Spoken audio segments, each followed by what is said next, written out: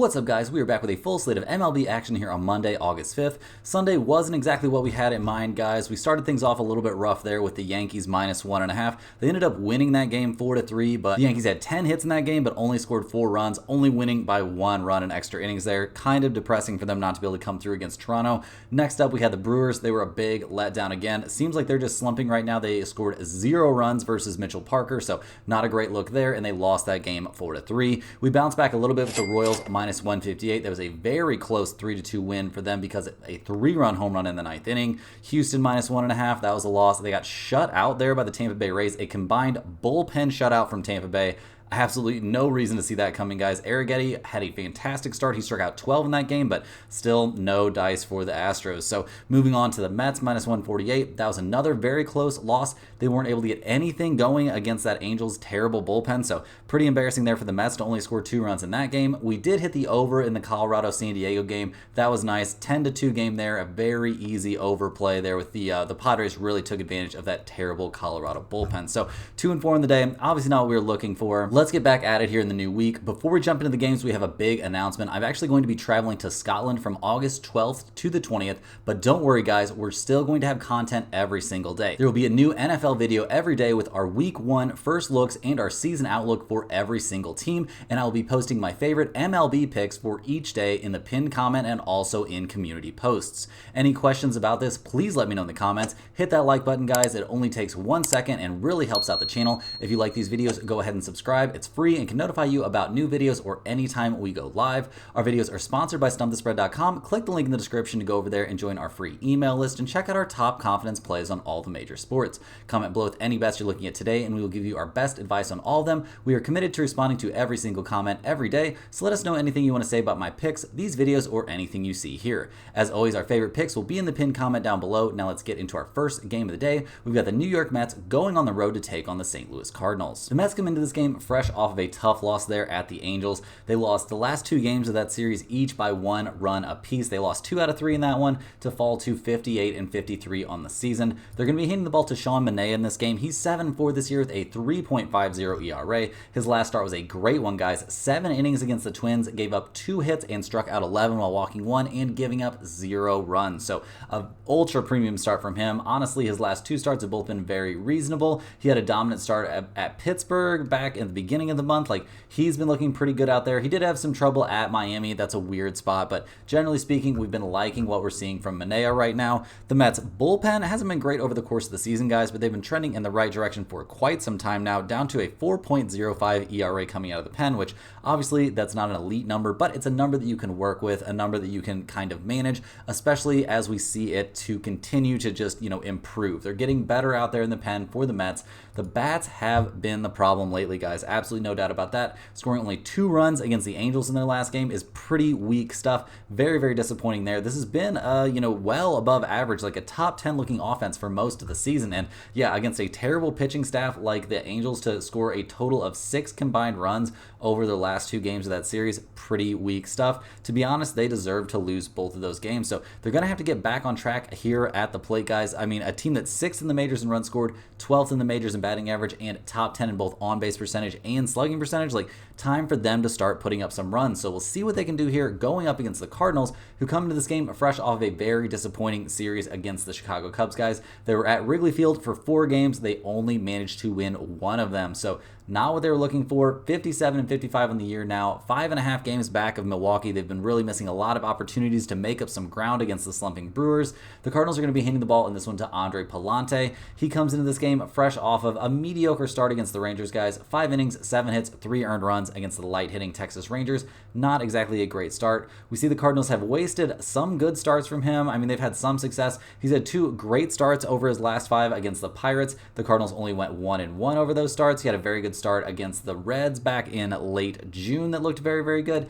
We just haven't seen the Cardinals really be able to take advantage of it when he throws the ball well. I mean, even a start against the Royals, a tough team, guys. 6 1/3 innings, 6 hits, 4 earned runs allowed. The Cardinals lost that game 6-4. So yeah, not really the kind of support you would hope that a 25-year-old pitcher would get out there on the mound. The Cardinals bullpen has also been showing some cracks here lately, guys. They're down to 6th in the majors with a 3.62 bullpen ERA and not exactly trending in a great direction. We've even seen their closer have some issues. Like, this just isn't a bullpen that I'm feeling amazing about at this exact moment. In terms of their offense, the Cardinals taking some injuries here, so that's not ideal. Yeah, Siani now on the IL with an oblique strain, so God knows when he'll be back. Obviously, coming off a game where they only scored 2 runs is not great. They scored 2, 5, 3, and 4 runs respectively in that series at Wrigley Field. Not great offensive production. They got a boost there from bringing back Pham. That's been good, but they're still 22nd in the majors in runs scored, 19th in the majors in slugging percentage. They are above average in terms of batting average, so I guess that's something positive to look at, but not a team that's swinging the hottest bats right now. So looking at the numbers for this game, we see the Mets at -115, the Cardinals at +100. We've got an over-under of 8.5 in this game. The Mets are a decent road team, guys, 27 and 24 on the road, not terrible. The Cardinals are also a decent home team, though, 28 and 25 at home. Also pretty reasonable. We actually see both teams showing trends towards the over in this exact situation. The Mets are 29, 18, and 4 to the over on the road. The Cardinals are 29 and 24 to the over at home. An over-under of 8.5 in this game for 2 slumping offenses. Guys, I don't really care that they're showing trends towards the over. I would lean more towards the under in this game just based on how these two teams are hitting the ball. We also see both pitchers coming into this game throwing the ball well, so generally speaking, I think the under is the play in terms of the over-under. In terms of a side in this game, I would lean slightly towards the Mets. I just think they're the better team overall, and the Cardinals are having a really rough time up there at the plate, and Manaea is a very good pitcher, so significant lean towards the under and a small lean towards the Mets. Next on the docket, guys, we got the Arizona Diamondbacks going on the road to take on the Cleveland Guardians. The Diamondbacks come into this game fresh off of a 6-5 win there at Pittsburgh in Game 3 of that series. They managed to win 2 out of 3 in that series. It was a pretty tightly contested one, but yeah, the Diamondbacks come out on top. They're now 60 and 52 on the season, 5 games back there in the NL West. They're handing the ball to Zach Gallen in this game, who's 9 and 5 on the year with a 3.56 ERA. His last start was against the Washington Nationals, guys, and he looked good out there. 6 innings, 6 hits, only a single earned run allowed. He did have a little bit of trouble against Pittsburgh, but that was a game where he got some run support and his team ended up winning 4-3. He was dominant against the Cubs back on the 20th. Like, this guy's been throwing the ball relatively well over his last 3 starts. He has had some hiccups at times this season, don't get me wrong. We're not going to act like he's had some sort of, like storybook dominant season, but generally speaking, Gallen throwing the ball pretty well right now. The Diamondbacks bullpen, while it is headed in something of a positive direction, still sporting a 4.30 ERA. That's not exactly what you're hoping for from your bullpen, guys. You hand these dudes a lead and you know you need to still keep hitting the ball, keep having good at-bats, because they are going to probably give up a couple of runs. And the offense usually is showing up for the Arizona Diamondbacks, guys. They've scored 6, 2, 9, 5, and 17 runs over their last few games. They're second in the majors in runs scored this season, 4th in the majors in batting average, batting .258 as a team. Just great stuff, guys. They're top 4 in on-base percentage, top 6 in slugging percentage. Like, this is an absolutely dominant offensive team. So we're constantly expecting to see them put up numbers, and I don't know that that's really going to change here going up against the Guardians, who come into this game fresh off of a 9-5 loss there at the hands of the Baltimore Orioles. They actually have lost their last 2 in a row after having a 5-game winning streak. They're 67 and 44 on the year, so it's not like they've got a ton of problems, but they're only 4.5 games up on Minnesota there in the AL Central, so not like they can really afford to take their foot off of the gas. We're seeing that Cleveland does not have a confirmed starter as of right now for this game, which is a bit concerning. Their starting pitching has been a big problem. Their bullpen's been fantastic, guys, don't get me wrong, but their starting pitching, they are 27th in the majors in quality starts. They're 4th in the majors in batting average against, so that's nice, but a lot of those great numbers are coming from the bullpen, guys. I mean, the Cleveland bullpen this season, they are first with a 2.60 bullpen ERA, and they've been first all season long. So we have to be a little bit concerned here if we're going to see a full bullpen start from the Guardians. That would make us lean towards Cleveland pretty hard in this spot, but we really don't have any confirmation yet on who's going to be going out there. The fact that it's an unconfirmed starter, though, does make us lean towards the possibility of this being a bullpen start. So looking at the Cleveland offense for this game and just in general lately, they've been hitting the ball all right. I mean, not the best series there against Baltimore, or at least not the best in the last 2 games. I mean, they've scored 5, 4, 8, 10, and 5 runs respectively over their last few, so not terrible. Obviously, we're seeing Ramirez do his thing up there. I mean, Steven Kwan hasn't been doing the best job of setting the plate ever since coming back from injury, but he hasn't been terrible, so we're going to give this offense some credit. They're 12th in the majors in runs scored, 17th in the majors in batting average, batting .242 as a team. How are they going to hit the ball in this situation going up against the Diamondbacks and a pretty weak bullpen and a middle-of-the-road starter? Seems like a spot where they could put up some runs, guys. So looking at the numbers for this game, we see the Diamondbacks at -125. We got the Guardians at +108. We've got an over over-under of 8.5 in this game. The Diamondbacks are 29-27 on the road, so not a terrible road team. Cleveland is 35-17 at home. The MLB best home record, guys. 35-17. That is a lot of wins at home and not very many losses. In terms of the over-under, we don't really see any significant trends, although these are two pretty good hitting teams. So yeah, leaning towards the over 8.5 could make some sense. But guys, I think I'm leaning more towards the Guardians plus 108 in this game. It depends obviously a lot on who we're going to see starting for them. If this is going to be a full bullpen start, though, that Cleveland bullpen being absolutely dominant, guys, really makes me feel like this is a good spot for them. And while I think Gallen might have a decent start, I don't have any faith in that Arizona bullpen. So yeah, we kind of got to wait and see here, but I'm definitely leaning towards the Guardians. Next on the docket, guys, we've got the Cincinnati Reds going on the road to take on the Miami Marlins. The Reds come into this game 53-58 on the season, fresh off of losing 2 out of 3 there against the Giants.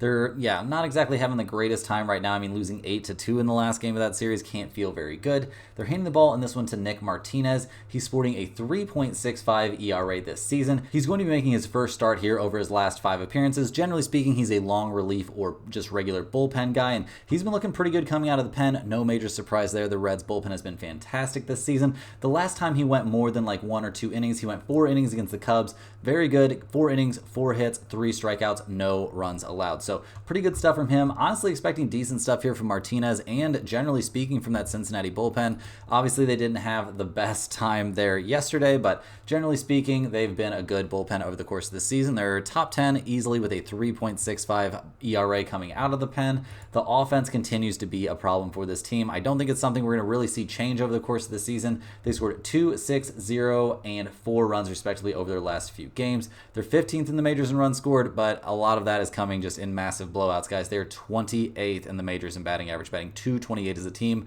They're 25th in the majors in on base percentage, getting on base at a .302 clip. Like, this is just absolutely, any way you cut it, not a very good offensive team. So yeah, a little bit concerning here. Even if their bullpen's making this like full bullpen start, even if they have a great bullpen day, guys, what are we going to see from those bats? They're taking on the Marlins in this game, who come into this one fresh off of winning 2 out of 4 there at Atlanta. Crazy stuff there in the last game of that series, winning 7-0. So that has to feel pretty good for a team that's 42-70 on the year. Obviously not heading anywhere fast. They're giving the ball to Rodri Munoz in this game. He's 2-5 on the season with a 4.45 ERA. He's coming off a very good start at Tampa Bay. 5 innings, 4 hits, 2 earned runs allowed. He struck out 7 in that one, so a nice start there. A big bounce back after getting shelled by the Baltimore Orioles. He's kind of been alternating good and bad starts recently, but the dude hasn't been dominant. I mean, a bad start against the White Sox isn't a great look. A bad start against Houston, you know, I mean, we'll cut you some slack for a bad start against Baltimore, but generally speaking, this isn't exactly a starter that we're super high on. In terms of their bullpen, Miami's actually been much better than you would have expected this season, guys. They're in the top half of the majors with a 3.69 bullpen ERA, so yeah, not a bullpen that you really have to, you know, super mistrust. Generally speaking, the problem for this team has been their offense, but the last couple of games, I mean, combining to score 11 runs over 2 games at Atlanta, not a bad look at all. They did obviously trade away their best hitter here at the trade deadline, but yeah, still 29th in the majors in runs scored, 29th in the majors in on base percentage, so not a lot of good stuff to see there. Their slugging percentage is .364, that's second to last in the majors, and they're only batting .237 as a team, so not a lot of dudes that they're running up there to the plate that I'm super scared of, but generally speaking, they've been hitting the ball all right over their last couple of games. So looking at the numbers for this one, guys, we see the Reds at -125. We've got the Marlins at +115. We've got an over-under of 8.5 in this game. The Reds are 25-27 on the road, so not exactly an amazing road team. Miami is 22-34 at home, so obviously not great there either, but you can't expect a great home record for a team that's only won 42 games this year. In terms of the over-under for this game, we see Cincinnati is 27-24-1 to the under when playing on the road. Miami is 38-16-2 to the over at home. That is an MLB best to the over mark, guys. So yeah, if we'd seen this game come in at like 7.5, maybe we could have taken a look at the over, but at 8.5, not super interested in the over. In terms of the side in this game, I would lean more towards the Reds -125. They're obviously in a bounce back spot. I think the Marlins are in a bit of a letdown spot coming back home after, you know, winning 2 in a row there at Atlanta. I also think since this is going to be a bullpen start from the Reds, we're going to see a lot of very solid arms out there. And to be honest, I'm even expecting good stuff from Nick Martinez. So generally speaking, leaning towards the Reds -125 in this spot. Is it going to end up in the pin comment? We'll just have to wait and see. Next up, guys, we're going to look at the San Francisco Giants going on the road to take on the Washington Nationals. The Giants come into this game fresh off of a much needed 8-2 win there at Cincinnati. They won 2 out of 3 in that series to get get themselves to 56 and 57 on the year. Still plenty of work to be done, no doubt about it, but at least they can feel like they have a chance. They're handing the ball to Logan Webb in this game. He's 8-8 this season with a 3.49 ERA. He's coming off of a complete game shutout there against the Oakland A's, guys. 9 innings, 5 hits, 6 strikeouts, 1 walk, and 0 runs allowed. So very, very good stuff from him after a couple of rough outings there against the Dodgers and against the Colorado Rockies, and a really tough outing there in the All-Star game, no doubt about that. Generally speaking, what do we expect out of Webb in this game? Well, I mean, it's a little bit tough coming off of a 9-inning performance, guys. I mean, you can't expect miracles from a dude that just went out and pitched 9 innings. The last time he had an outing of more than 7 innings was back in April. He went 8 innings against the Mets and followed that up with a stinker against the Boston Red Sox. So definitely looking at Logan Webb here with a little bit of trepidation. In general, the Giants bullpen has been one you always want to be looking at with some trepidation, guys. Bottom 10 in the majors with a 4.27 ERA coming out of the pen. Not exactly great stuff there. Not a bullpen that you can trust all the time, although they do have their moments, so we'll give them a little bit of credit. But yeah, overall, the pitching staff in this situation for the Giants leaves me with a lot of question marks. In terms of their offense, they've been a little bit better lately. I mean, I'm mostly basing that off the fact they're coming off an 8-run game. They scored 8, 4, 3, 1, and 2 runs respectively over their last few, guys. They're 14th in the majors in runs scored, 17th in the majors in slugging percentage. Like, it pretty much just feels like this is an average offensive team to me. They're not getting a ton done out there despite playing, through a fairly easy stretch of schedule. I mean, a series against the Rockies, a 2-game series against Oakland, and then a 3-game series at Cincinnati. Not like you're going up against the toughest opponents there. So we'll see what they can do here going up against the Nationals, who come into this game winners of 2 out of their last 3 in that series against Milwaukee. At 51 and 61 on the season, though, still an awful lot of work to be done for this Nationals team. They're handing the ball to Patrick Corbin, who's 2-11 this season with a 5.88 ERA. Not exactly great stuff, guys. He was the victim in that 17-0 blowout there that the Diamondbacks had at Washington. So yeah, that was a tough one. 3 innings pitched, 13 hits, and 10 earned runs allowed. Not exactly a great look.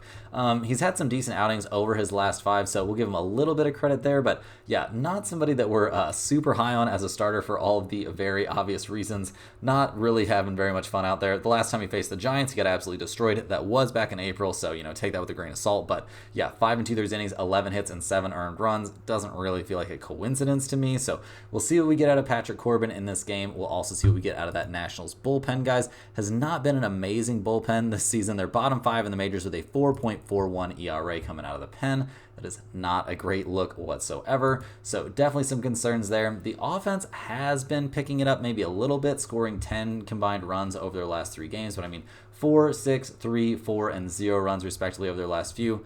Not really filling me with a ton of optimism. We did see Luis Garcia Jr. hit a 413-foot home run. That's fun. That's cool. But yeah, this team not putting up a ton of production.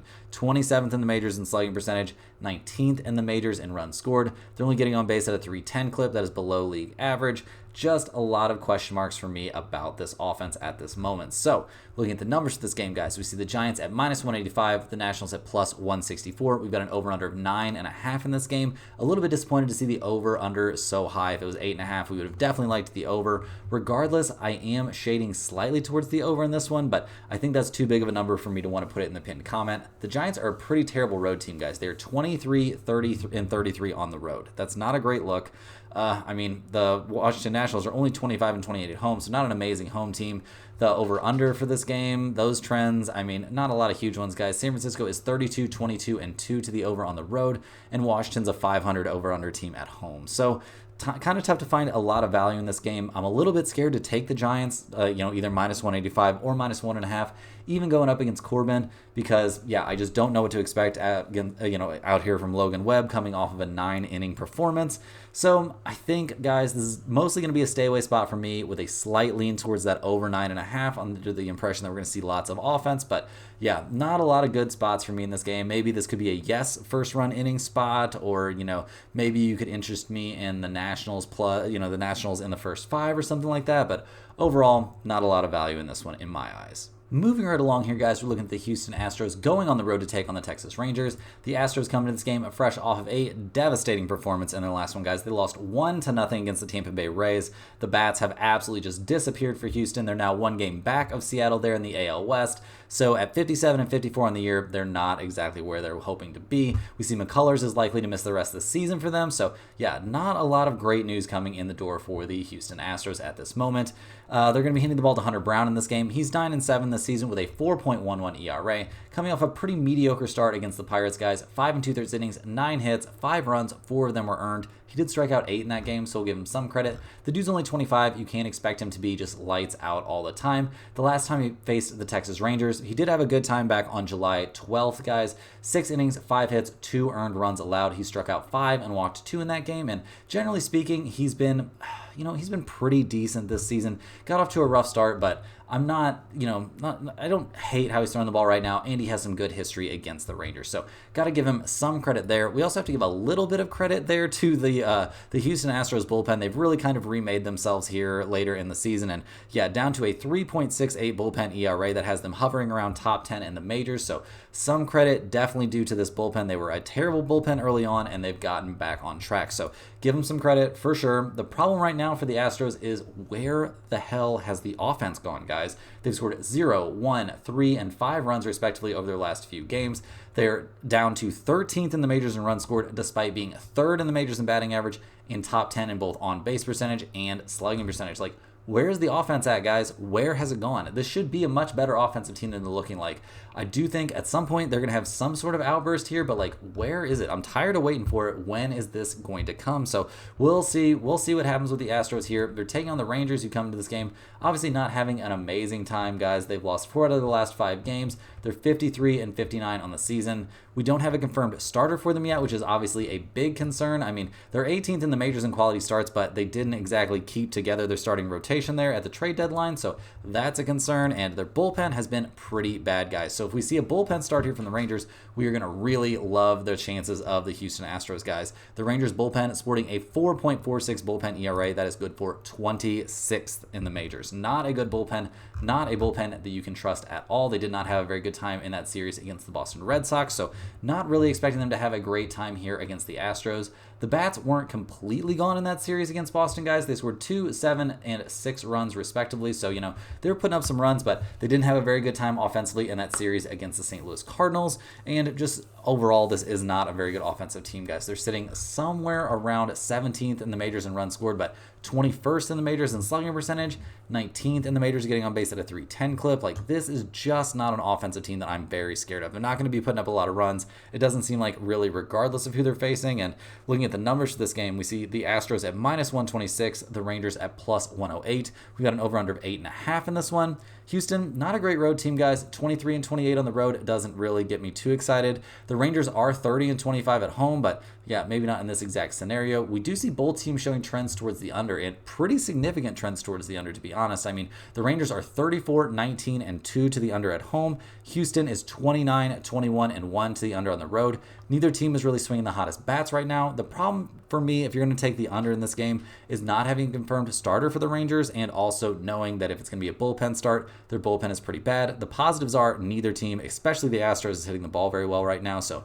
in terms of the over-under, guys, I do like under 8.5. In terms of the side, I think this is a good spot to take the Houston Astros -126. I think they're going to figure things out here against the Rangers, especially if it's the Rangers bullpen. And yeah, this offense has to get going again at some point, and I think this could be the night. Next on the docket, guys, we're looking at the Minnesota Twins going on the road to take on the Chicago Cubs. The Twins come into this game fresh off completing that 3-game streak there against the Chicago White Sox. None of those games were particularly close. Good job there from the Twins, just taking care of business. They're now 4.5 games back of Cleveland in the AL Central, so they're trying to make a charge here. They're handing the ball in this game to David Festa, who's 1-2 this season with a 6.98 ERA. His last start, though, guys, was a good one. He's actually had 2 good outings in a row now, and they were not against the easiest opponents.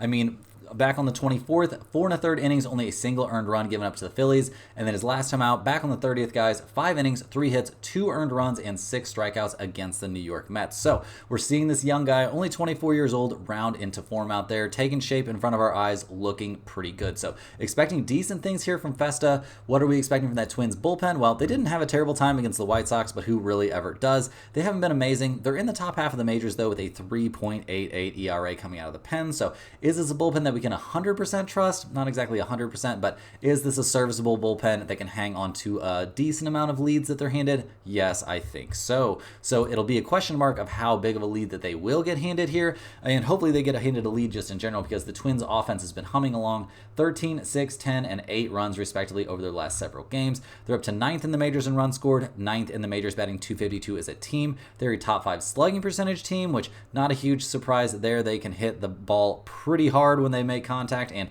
7th in the majors in on-base percentage, getting on base at a .325 clip. So plenty of serviceable hitters there, plenty of good power numbers. Like, this is an offense that we can trust against most starters, and we'll see what they can do here going up against the Cubs, who did just win 3 out of 4 against the Cardinals. Has to feel good to win there in a rivalry game.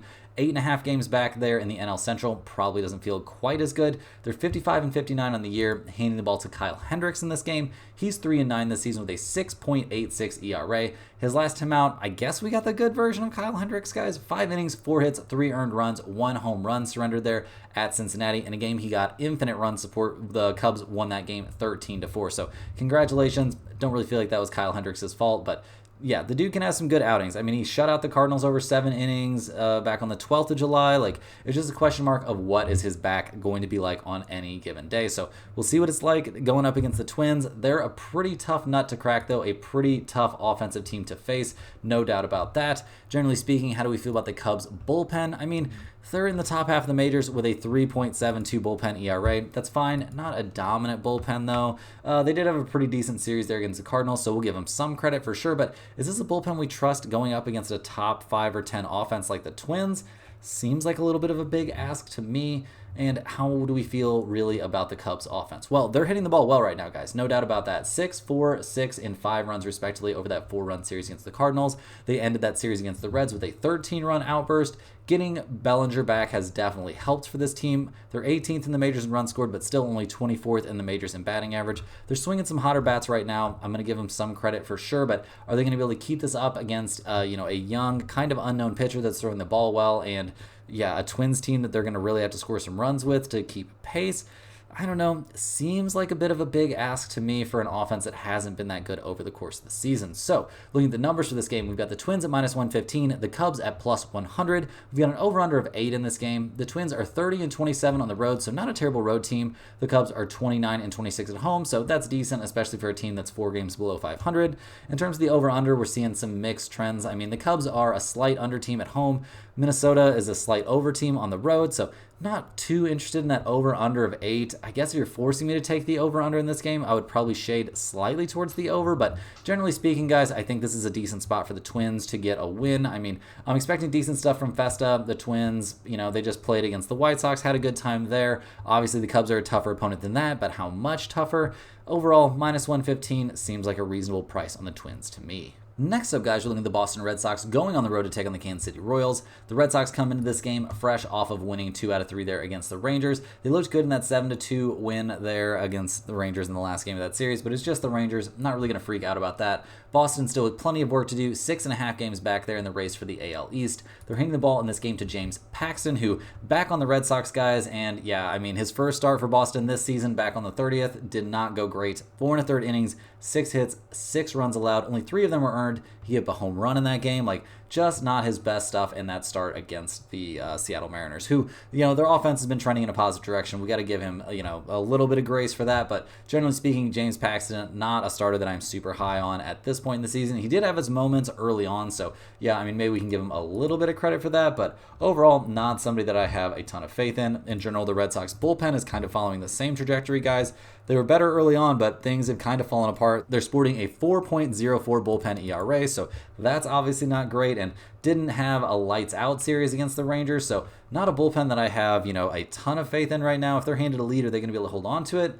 seems a bit questionable. The Red Sox are a good offensive team, guys. 5th in the majors in runs scored, 2nd in the majors, batting .262 as a team. They're also the 2nd best slugging percentage team in the majors. They've scored 7, 4, 11, 3, and 6 runs respectively over their last few games. Like, this is a team that can hit the ball, no doubt about it. I do like what the Red Sox are doing up there at the plate, but man, what am I seeing from the pitching staff is not really filling me with confidence, guys. And they're taking on the Kansas City Royals, who come into this game winners of 3 out of 4 in that series against the Tigers. They're 63 and 50 on the year, coming off of that 3-2 win in Game 4 of that series. They're 5 games back of Cleveland in the AL Central. They're putting in some work here, trying to do what they can to, find ways to win games. This is definitely a team you never want to count out, guys. Lots of offense for them deep in games. They're handing the ball in this one to Brady Singer, who's 8-6 this season with a 2.88 ERA. He's coming off of a good start, not a great start, but a good start there against the Chicago White Sox. 7 innings, 6 hits, 3 earned runs in that one. So, he did his thing out there, but yeah, 3 earned runs against the White Sox, not exactly a dominant performance, but also probably not bearing down that aggressively against a team like the White Sox. His last time going up against Boston was back on July 14th. 2 2/3 innings, 8 hits, and 4 earned runs allowed. It was at Fenway, so I do think there's some chance we see a bounce back from Singer in this game. But yeah, that's not super fun to look at him having had a bad start against the Red Sox that recently.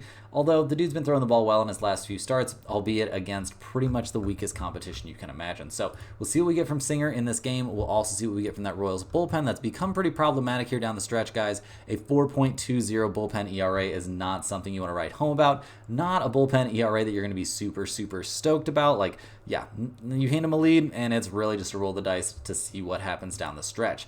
The Royals offense obviously did not look great there in Game 3 of that series, barely managing to eke out a 3-2 win thanks to a pinch hit home run in the 9th inning. Pretty crazy stuff there. They have managed to win, 6 of their last 7 games, but with series at Detroit and at the White Sox, not exactly the toughest opponents. They do get to go back home for this game, though, so that's something. Offensively, this team 8th in the majors in runs scored, 8th in the majors in batting average, batting .253 as a team. They've scored 3, 5, 9, 7, 10, 4, and 8 runs respectively over their last several games. But like I said, not really against peak competition. So looking at the numbers of this game, we see the Red Sox at plus 125, the Royals at minus 138. We've got an over-under in this game, but all the way up to 9.5. That's a little bit disappointing, guys. If it was an over-under of 8.5, we'd probably like the over, but 9.5 seems a little expensive, especially with these two teams showing mixed trends towards the over-under. In terms of the side in this game, Boston is a good road team at 32-23 on the road. The Royals, though, are 36-22 at home. They're a very good home team. This is a tough spot, guys, honestly. I mean, we've got a guy that's coming off a bad start against the Red Sox, and the guy, Paxton making the start for the Red Sox didn't look good in his last start. So, yeah, it seems like kind of a coin flip to me. This one could go either way. Generally speaking, I'm leaning towards the Royals minus 138 back on their home field where they've been very, very good, and coming off a game where they really played bad, so I think they're in a little bit of a bounce back spot. But are we taking the Royals minus 138 in the pinned comment? I do not think so. Rounding into the home stretch here, guys, we've got the Chicago White Sox going on the road to take on the Oakland A's. The White Sox come into this game fresh off of a 20th straight win. They're about to be setting some records for ineptitude, guys. This team is absolutely terrible, not having a good time at all. We also do not have a confirmed starter for this team, which is pretty bad news, guys. I mean, over the course of the season, they've had some decent starting pitchers. They don't have all of them still, but yeah, things not exactly looking up for this pitching staff, generally speaking. I mean, yeah, not a lot of great starters to run out there, and the bullpen is second worst in the majors with a 5.04 bullpen ERA. So if this ends up being a bullpen start for the Chicago White Sox, look out, guys. I think we could see the Oakland A's pretty much taking batting practice in this situation.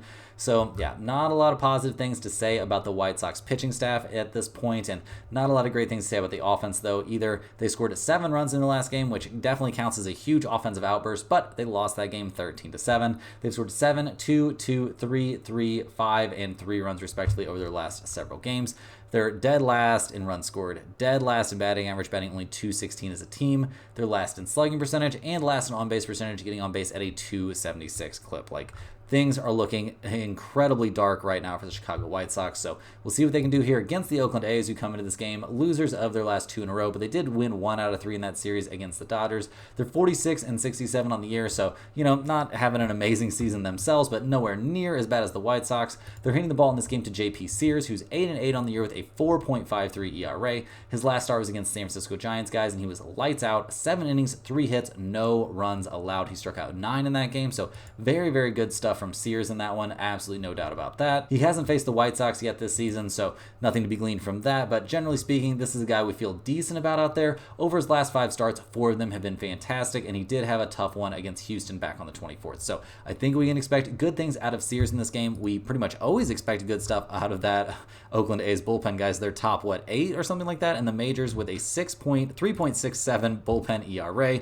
They're, very reliable coming out of the pen. You hand them a win, they are very likely to be able to bring the game home for you. And the offense, while it hasn't looked good over the last couple games, guys, has had its moments this year. They're 25th in the majors in runs scored, but they are right there around MLB average in slugging percentage, like plenty of pop on this roster. They're 26th in the majors in batting average, so obviously that's not great. But yeah, Brent Rooker's a monster out there, and there's reason for optimism here for this offense. So looking at the numbers for this game, guys, we see the White Sox at plus 144, the A's at minus 165. We've got over-unders showing out there of 8 or 7.5. The White Sox are only 10 and 47 on the road. That's an MLB worst road record. Oakland is 27 and 29 at home, so not the worst home team, given that this is a team that's 20 games below 500. In terms of the over-under in this one, we see that the White Sox are actually a slight over team on the road, and Oakland's actually a slight over team at home, which definitely makes me think about those over-under numbers, guys. We've got over-under numbers showing of 8 or 7.5. So I very much like over 7.5 in this game. That's got a great chance to end in the pin comment. I think the Athletics could actually end up scoring 8 runs all on their own, which brings me to the other play that I like on this game. We passed on it yesterday, guys, on the Twins, and it burned us. We would have won that game. We're looking at the Oakland A's minus 1.5. If you take a minus 1.5 in this game, you can get them at plus 120. Yes, guys, thank you very much. There's a good shot that we'll be playing both of these picks on this game, both the over 7.5 and Oakland minus 1.5 at that good price. I think they're in for a very good offensive game, and I think Sears is in for a good start. Last but not least, guys, we've got the marquee matchup of the evening. We've got the Philadelphia Phillies going on the road to take on the LA Dodgers. The Phillies coming into this game fresh off of a 6-0 win there over Seattle. They needed it awfully bad, guys. They had lost, 6 games in a row there at that point? Yeah, pretty rough stuff, getting swept by the Yankees and losing 2 out of 3 at Seattle. They're still 6 games up in the NL East, so no reason to panic, but they couldn't have been feeling too good in that one. They're handing the ball in this game to Aaron Nola. He's 11-4 this season with a 3.43 ERA. He's coming off of a middle-of-the-road for him start against the Yankees, guys. 5 2/3 innings, 7 hits allowed, but only 2 earned runs. It was a game we eventually saw the Phillies lose 7-6, but that was not Aaron Nola's fault. It was more this Phillies bullpen that's been having quite the adventure every time they get handed the ball. Nola, though, has looked good. He also has a very good start against the Dodgers under his belt back on the 11th, guys. 6 innings, 4 hits, only a single run allowed in a game we eventually saw the Phillies win 5-1. So good stuff there from Nola. Can feel pretty good about having him on the mound. How do we feel about this Phillies bullpen? I mean, they looked okay in their last game, obviously, but generally speaking, when you're coming out there behind Zach Wheeler and you're pitching against the Seattle Mariners, obviously not the toughest offense out there, although they've shown signs getting back on the right direction. The Phillies bullpen only had to pitch 1 inning in that game after Wheeler went 8, so at least they're rested for this game. I suppose that could be their only saving grace for a bullpen that's sporting a 4.03 ERA at the moment. The Phillies offense obviously needs to get back on track after, not having a very good time there for a while, but scoring 6 runs in the last game has to inspire some confidence. We saw Harper hit one of the 3 8th-inning home runs that the Phillies hit. They waited pretty long into that game to get going, but get going they absolutely did. This offense over the course of the season has been very, very good, so maybe this is just them getting back on track. They're taking on the Dodgers in this game, who come to this one fresh off of a very narrow 3-2 win against Oakland. They're 65-47 on the year, so looking pretty good. Ohtani absolutely killing it out there. We're getting some positive news from Freeman about his son, so we do expect to see him back in the lineup here at some point pretty soon. Will it be for this game? I don't think so. I don't think that's what's being projected. I would think it would maybe be Tuesday or something like that, but I don't know for sure. You're going to have to stay updated on that. Keep an eye on the news, but generally speaking, not expecting the Dodgers to be at full strength for this game. They're handing the ball in this one to Tyler Glasnow, who's 8-6 this season with a 3.50 ERA. His last start was against the Padres, guys. 7 innings, 6 hits, 3 earned runs allowed. Not a bad start, especially going against a decent hitting Padres team. Over his last 5 outings, though, there have definitely been some problematic starts in there, so maybe not somebody we're looking at as a lockdown starter. He hasn't pitched against the Phillies yet this season, so we'll see what he can do against them, but generally speaking, I've got a little bit of question mark about Glasnow in this game. Overall, the bullpen for the Dodgers has been good this season, guys. They're sitting in 5th in the majors with a 3.57 bullpen ERA. Obviously coming off a pretty decent game there against Oakland. A couple decent games, to be honest, and yeah, not a bullpen that we have a ton of question marks about. In terms of the offense, it pretty much comes down to what Ohtani's going to do out there, especially with, Freeman being out of the lineup here for a little bit. Mookie Betts has been out forever with that broken hand. Hernandez is back in there. Just not an offense that I feel amazing about right now, guys, despite the fact they're 4th in the majors in runs scored and 10th in the majors in batting average. So looking at the numbers of this game, we've got the Phillies at plus 116, the Dodgers at minus 135. We've got an over-under of 8 in this game. The Phillies are 27-24 on the road. The Dodgers are 34-19 at home. We see both teams showing trends towards the over. I mean, the Phillies are basically a 500 over-under team on the road, but the Dodgers are 30-22-1 to the over at home, and we've got an over-under of only 8 in this game. I have very little problem with taking over 8 in this spot. I mean, Nola's a decent starter, guys, and so is Glasnow, and Nola has good numbers against the Dodgers, but better than the over pick. I do think I like the Phillies plus 116 in this spot. I think they're back on track after that win against Seattle. I think we're going to see the bats heat up here a little bit. I think we're going to see Glasnow kind of pay the price for that. The question mark for me is, what is the Phillies bullpen going to do going up against Ohtani? That could be a bit of a tough look, but generally speaking, they're rested. If they're ever going to have a good outing, this should be it. So go ahead and give me the Phillies plus 116 in this spot. That's all the games we have for today, guys. Hit that like button for good luck on all of your bets and subscribe to the channel if you're new. Let me know in the comments any questions you have on today's slate. Thanks for watching. You can click the link in the description to check out stumpthespread.com, and we'll see you guys tomorrow for more sports betting action.